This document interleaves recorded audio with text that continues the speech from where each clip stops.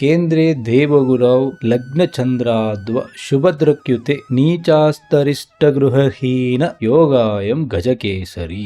ಈ ಒಂದು ಶ್ಲೋಕದಲ್ಲಿ ಗಜಕೇಸರಿ ಯೋಗವನ್ನು ಹೇಗೆ ಚೆಕ್ ಮಾಡುವುದು ಅದರ ಬಗ್ಗೆ ಸಂಪೂರ್ಣವಾದ ವಿವರ ಇದೆ. ಇದು ನಿಮ್ಮ ಜಾತಕದಲ್ಲಿ ಇದೆಯೇ, ಇದನ್ನು ಸುಲಭವಾದ ರೀತಿಯಲ್ಲಿ ಹೇಗೆ ಚೆಕ್ ಮಾಡುವುದು, ಮತ್ತೆ ಕೆಲವೊಂದು ಸಾರಿ ಈ ಯೋಗ ನಿಮ್ಮ ಜಾತಕದಲ್ಲಿ ಇದೆ ಆದರೆ ಇದು ವರ್ಕ್ ಆಗುವುದಿಲ್ಲ, ಅದು ಯಾಕೆ ವರ್ಕ್ ಆಗುವುದಿಲ್ಲ ಎನ್ನುವ ವಿಷಯನೆಲ್ಲ ಇವತ್ತಿನ ವಿಡಿಯೋದಲ್ಲಿ ನಾವು ನೋಡೋಣ.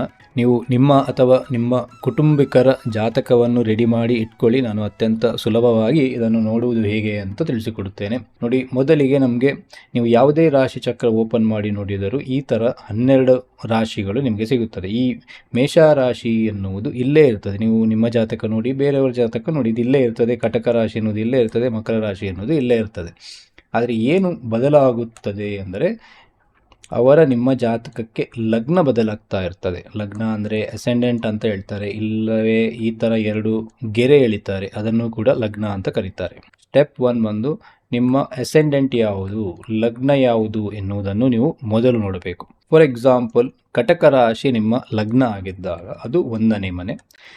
ಈ ಥರ ನಾವು ಕೌಂಟ್ ವೈಸ್ ಕ್ಯಾಲ್ಕುಲೇಟ್ ಮಾಡಿದಾಗ ಈ ಥರ 4ನೇ ಮನೆ ತುಲಾ ರಾಶಿ, 5ನೇ ಮನೆ ವೃಶ್ಚಿಕ, ಆ ಥರಾಗಿ ಮಿಥುನ ರಾಶಿ 12ನೇ ಮನೆ ಆಗ್ತದೆ.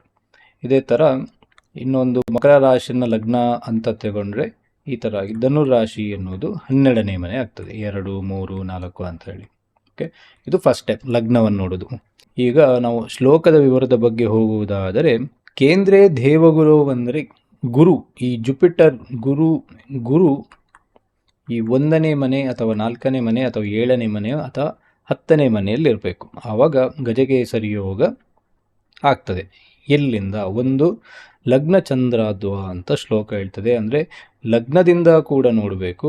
ಮತ್ತು ಸಪೋಸು ನಾನು ಮೊದಲಿನ ಎಕ್ಸಾಂಪಲ್ ಥರ ಕಟಕ ರಾಶಿ ನಿಮ್ಮ ಲಗ್ನ ಆಗಿದ್ದಲ್ಲಿ ಲಗ್ನದಿಂದ 1, 4, 7, 10ನೇ ಮನೆ ನೋಡಬೇಕು.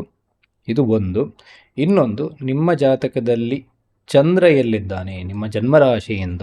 ಸಪೋಸ್ ಚಂದ್ರ ಮೀನರಾಶಿಯಲ್ಲಿ ಇದ್ದಾಗ ಇದು ಚಂದ್ರ ರಾಶಿ ಆಗ್ತದೆ. ಇದು ಚಂದ್ರ ರಾಶಿ.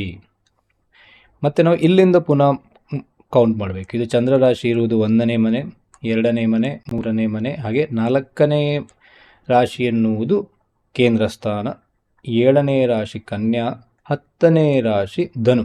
ಸೊ ಆವಾಗ ಕಟಕ ರಾಶಿಯವರಿಗೆ 1 ಗುರು ಇಲ್ಲಿರಬೇಕು, 1 ರಾಶಿ, ಇಲ್ಲವೇ ಇಲ್ಲಿರಬೇಕು 2, 3, ಇಲ್ಲಿ 4, ಇದೇ ಥರ 4 ಚಂದ್ರನಿಂದ ನೋಡಿ. ಸೊ ಒಟ್ಟಾರೆ 8 ಕಾಂಬಿನೇಷನ್ಸ್, 8 ರಾಶಿ ಬರ್ತದೆ. ಅವಾಗ ಈ 8 ರಾಶಿಯಲ್ಲಿ ಎಲ್ಲಾದರೂ ಒಂದು ಗುರು ಇರಬೇಕು.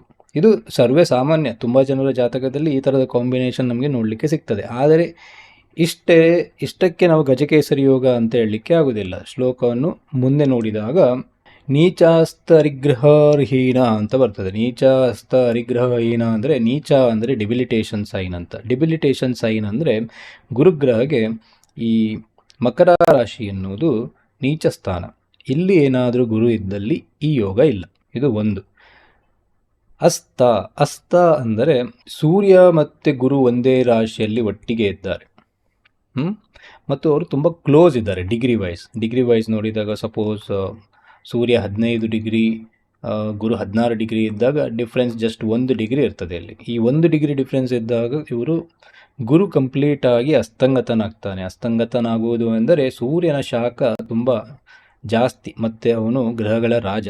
ಯಾವಾಗ ಗ್ರಹಗಳ ರಾಜನ ಇನ್ಫ್ಲುಯೆನ್ಸ್ ಜಾಸ್ತಿ ಇರ್ತದೋ ಆವಾಗ ಮಂತ್ರಿ ಹೇಳಿದ ಮಾತು ಯಾರು ಕೇಳುವುದಿಲ್ಲ. ಇನ್ನು 3ನೇ ಸ್ಥಿತಿ ಅರಿಗ್ರಹ ಅಂತ. ಅರಿಗ್ರಹ ಅಂದರೆ ಯಾವುದೆಲ್ಲ? ಅರಿಗ್ರಹ ಎಂದರೆ ಈ ಕುಜ ಮತ್ತು ಶನಿ ಜ್ಯೋತಿಷ್ಯ ಶಾಸ್ತ್ರದಲ್ಲಿ ಅತ್ಯಂತ ಕಷ್ಟವನ್ನು ಕೊಡುವ ಗ್ರಹಗಳು.